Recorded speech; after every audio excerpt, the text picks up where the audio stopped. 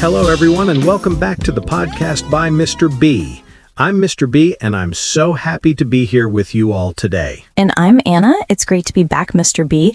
We have a fantastic episode lined up for all our amazing listeners today. We really do, Anna. Before we dive into our topic, we just to say a huge thank you to everyone who has been supporting us. Your likes, shares, and subscriptions mean the world to us. They really do. So if you haven't already, please take a moment to subscribe to my channel, share this episode with your friends who are learning English, and hit that like button. It helps us reach more people and continue making these podcasts for you. Absolutely, Anna. Today's topic sounds really fun. Yes, today we're talking about the top 5 most common mistakes English learners make. Oh no, I think I've made all of them before. Don't worry, Mr. B. Everyone makes mistakes when learning a language, even native speakers. That's true. When I started learning English, I always said things like, "Thank you to help me," and people looked confused. Ah, yes, that's a very common mistake. It's about 2 and 4. Oh, that's mistake number 1. Exactly. So let's start with that. 2 versus 4. Okay, I'm ready. But honestly, 2 and 4 always confuse me. You're not alone. Many learners find them tricky because both can sound similar, but they're used differently. So what's the difference? Let's make it easy. We use to when we talk about a direction, sending something to someone or moving towards something. And we use for when we talk about a purpose or a benefit, doing something for someone. Okay, so 2 is direction and 4 is purpose. Exactly. Let's see some examples. I give a gift to my friend. I buy a gift for my friend. Wait, both sound right, but the meaning is a little different, right? Good ear. Let's look closer. When you say, I give a gift to my friend, the focus is on who receives the gift, the direction of giving. But when you say, I buy a gift for my friend, the focus is on why, the purpose or benefit. So 2 shows who gets something, and 4 shows why I do something. Perfect. You got it. Let me try some examples. I send an email to my boss. I write an email for my boss. Great examples. The first one, send an email to my boss, means you sent it to their inbox. The second one, write an email for my boss, means maybe your boss asked you to help write it. You did it to help them. Oh, I see. 2, direction, 4, purpose or benefit. Exactly. Let's try some quick practice. I'm going to say a sentence, and you tell me if we use to or for. Ready? Ready. I'm going to say a sentence, and you tell me if we use to or for. Ready? I gave the keys to my coworker. Perfect. Next one. I opened the door for my coworker. That's purpose. So 4. Yes, great job. Okay, one more. I explained the problem, my manager. Good question. We usually say explain to someone. So I explained the problem to my manager. So explain always uses to. Yes.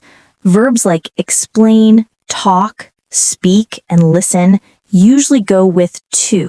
For example, talk to me, listen to the teacher, speak to your boss. That's so helpful. And 4 is more like I worked for my boss, right? Exactly. I worked for my boss means you did something to help your boss. So simple. I like how you explain that. Thank you. Okay, let's move on to some real-life examples. Sure. Imagine this. You're at work and you say, can you send this report to me? Correct? But if you say, can you send this report for me?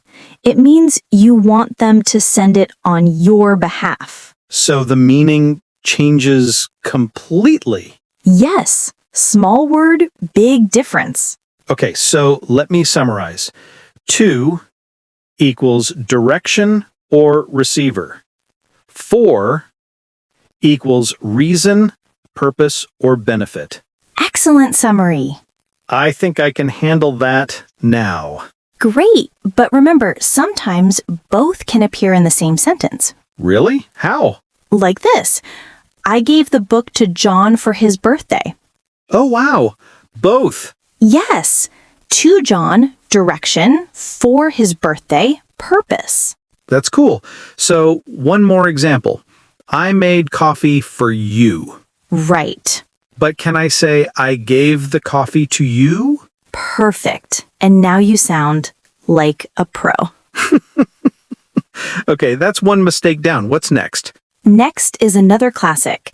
Say versus tell. Oh, yes. This one always gets me. I never know when to use say or tell. You're not alone.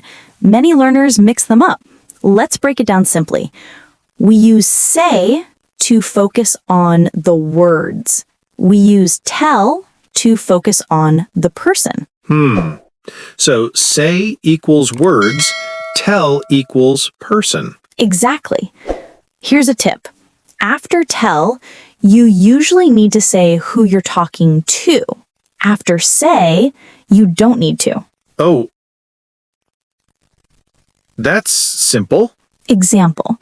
She said she was tired. She told me she was tired. Oh, I see. You can't say she said me, right? Correct. No, she said me is wrong. You must say she told me. So say doesn't need a person, but tell does. Exactly. Let's try a few examples. My boss said I did a good job. My boss said I did a good job? Yes. Now, my boss tell me I did a good job. That's with a person. Told. My boss told me I did a good job. Perfect. Here's another. He said I'm late. We use say for exact words or quotations. He told me he was late.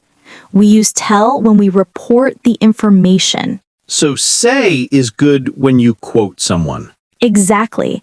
And tell is better when you report what they said. That helps a lot. But sometimes I hear people say to, like he said to me. Good observation. You can use say to if you want to add the person. For example, he said to me that he was late.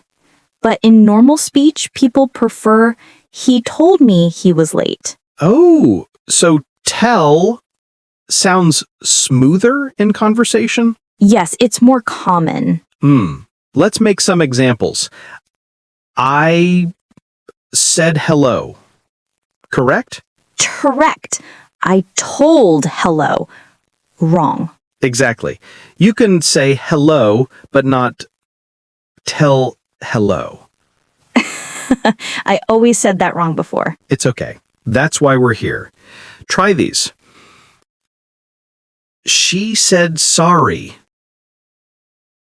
She told me sorry. Which is correct? I think she said sorry. Yes. Great job. So when the focus is on the words, say. When the focus is on the person, tell. Exactly. Can we do a few more? Sure. He tell me a secret. He told me a secret. Good. He tell that he was tired. He said that he was tired. Excellent.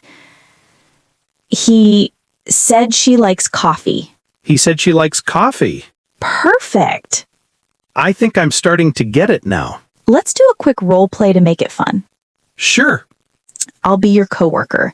You just came into the office and I say something to you. Ready? Ready. Hey, Mr. B.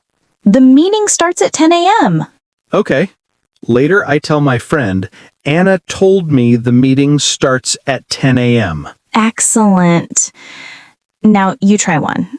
Hey, Mr. B, our boss said we can leave early today. Nice. So I can say, Anna said we can leave early. Yes, I feel like this one's easier now. you're doing great. So just to review before we move to the next topic, say is about the words or message. Tell is about who you speak to. Perfect. You summarized it perfectly. Thank you. And I told you you're a great teacher. That's a perfect example. So far, we've talked about to versus for and say versus tell. Yes, those were great. I learned so much already. I'm glad. Now let's move to another very common mistake. Do versus make. Oh no, this one is also tricky for me. Don't worry, we'll make it simple. Do versus make. So, Mr. B, we use do for actions, work, or general tasks. We use make for creating or producing something.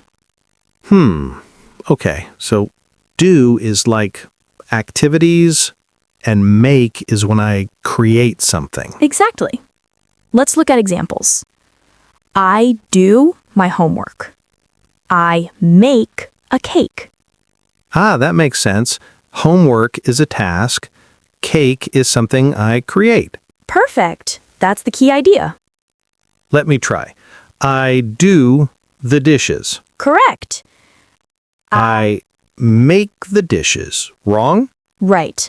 Make the dishes is incorrect unless you're a chef creating new dishes. Okay, got it. Another tip. Use do for repeated or routine activities.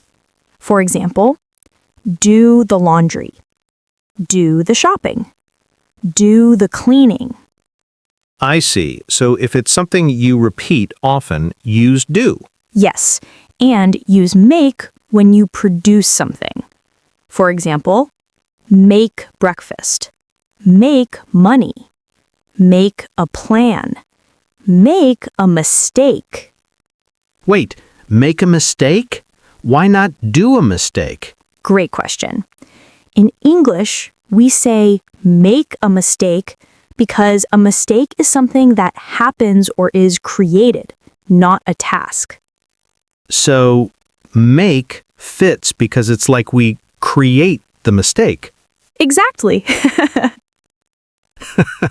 Okay, so do homework, but make a mistake. Right. Let's test you with a few examples. I blank my job every day. Job is like a task, so I do my job every day. Correct. I blank a phone call. I make a phone call. Nice. I blank breakfast in the morning. I make breakfast. Perfect. I blank the report for my boss. I do the report. Correct again. Okay, I think I've got it. Do equals activities, work, or routine. Make equals create or produce. You said it perfectly. I'll try a short paragraph. I do my homework, I do the cleaning, and I make dinner. Sometimes I make mistakes, but I always do my best. Ah, that's perfect English. Much versus many. Now let's move to mistake number 4. Much versus many. Oh yes, that one confuses me too. Okay, simple rule. We use many with countable nouns, things you can count. We use much with uncountable nouns, things you can't count. Okay, so many is like apples, but much is like water. Exactly. Because I can count apples, but I can't count water. That's it. Let's do more examples. I don't have blank time. Time. We can't count it, so I don't have much time. Good. I don't have blank friends. Friends are countable. I don't have many friends. Perfect. So, how much water, but how many apples? Correct. What about money? We can count money, right? Good question. Actually, we can count dollars, coins, or bills, but the word money itself is uncountable. So we say, how much money do you have? Ah, okay. How much money, not how many money. Exactly. What about information? That's uncountable too. We say, how much information do you have? If you want to count it, you can say, how many pieces of information? I see.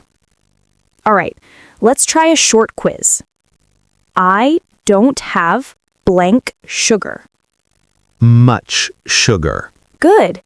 There aren't blank chairs in the room. Many chairs. Excellent.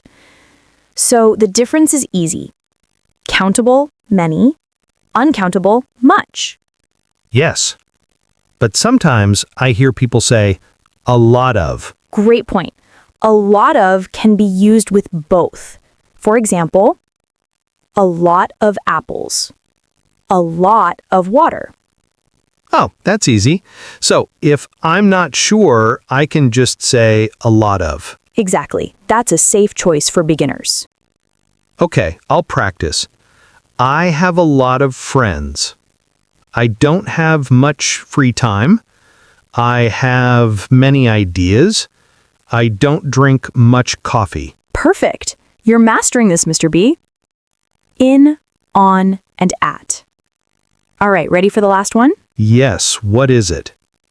The last common mistake is using the wrong preposition, in, on, and at. Oh yes, that's a big one. Don't worry, we'll keep it simple. Think of these as levels. In is big areas or general time. On is on surfaces or specific days. At is exact places or times. Interesting. Okay, let's talk about places first. We say, I live in Cambodia. Big area, country. I work in an office, a general location. There's a picture on the wall, surface. I'm at the bus stop, exact point. Okay, so in is for areas, on is for surfaces, and at is for specific spots. Perfect, that's the key idea. What about in the bus or on the bus? Good question. We usually say on the bus, on the train, on the plane. We use on because we're talking about public transport. We stand or sit on it. Oh yeah, okay. But for smaller vehicles like cars or taxis, we say in. I'm in the car. So on the bus, but in the car. Exactly. What about time? How do we use in, on, and at with time? Great question. In is months, years, or long periods, like in 2024. In the morning. In January. On is days and dates, like on Monday, on my birthday, on October 20th. At is exact times, like at 6 a.m., at night, at lunchtime. Oh, I see. So in the morning, on Monday morning, at 8 a.m. Exactly. You've got it. Let's do a few examples. I go to work blank the morning. In the morning. The meeting is blank Monday. On Monday. I wake up blank 6 a.m. at 6 a.m. So in, on, at gets smaller and smaller. Exactly. In is big, on is medium, at is small. That's such a clear way to remember it. Practice and review. Okay, Mr. B, we've talked about a lot today. Let's do a short review for our listeners. Yes, let's go through each mistake one more time. Mistake number 1, 2 versus 4. 2 is direction, 4 is purpose. Example, I sent the email to my boss. Or, I wrote the email for my boss. Mistake number 2, say versus tell. Say is focus on words, tell is focus on the person. Example, she said she was tired. She told me she was tired. Mistake number 3, do versus make. Do is actions or work, make is create or produce. Example, do homework. Make breakfast. Mistake number 4, much versus many. Much is uncountable, many is countable. Example, how much water? How many apples? Mistake number 5, in, on, and at. In is large area or time. In is large area or time. On is surface or day. At is specific point or time. In the morning. On Monday. At 6 a.m. Wow, we covered so much today. Yes, and we did it all in simple English. I think our listeners will love practicing these. I hope so. Remember, learning from mistakes is part of the process. That's right. Mistakes help us learn faster. And don't forget to repeat the examples after us. That helps build confidence. And listen again later. Each time, you'll understand more. Exactly. Okay, Mr. B, shall we wrap up? Yes, let's say goodbye in English, but correctly this time. Okay. Thank you, everyone, for listening to English for Beginners. We hope today's episode helped you understand some tricky English mistakes. Practice speaking every day, even short sentences. And don't worry if you make mistakes. That's how you learn. Exactly. Okay. See you next time. Bye, everyone.